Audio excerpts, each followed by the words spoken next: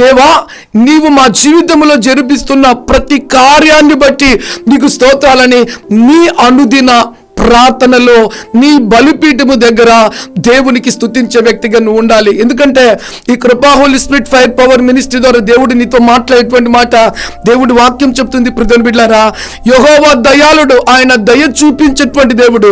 నిన్ను ఏ మాత్రము కూడా విడిచిపెట్టడు, నిన్ను ఏ మాత్రము కూడా నీ జీవితాన్ని విడిచిపెట్టడు. ఆయన తన కుడి చేత్తో నిన్ను పట్టుకొని ఉన్నాడు అని దేవుడు చెప్తున్నాడండి. రెండోది తెలుసా?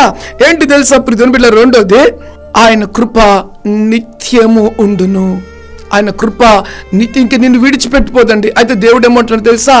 ఆయనకు కృతజ్ఞతాస్తుతులు చెల్లించడి. నీ జీవితంలో 2026 దినము మొదలుకొని 2026 దినం మొదలుకొని నన్ను అడిగితే నీ జీవిత కాలం అంతా దేవుని స్తుతించడానికి ఒక ప్రత్యేకమైన సమయాన్ని నువ్వు కేటాయించినట్లయితే దేవుడి దయను, దేవుడి కృపను నీవు సంపూర్ణంగా అనుభవించి, మూడో మాట చెప్తున్నాను, నీవు దేవునికి సాక్షిగా మార్చబడి, నాలుగో మాట చెప్తున్నాను, నువ్వు దేవుని వాక్యం చెప్తుంది కదా, దేవుని కార్యాలను వివరించే వ్యక్తిగా నువ్వు మార్చబడిపోతున్నావు.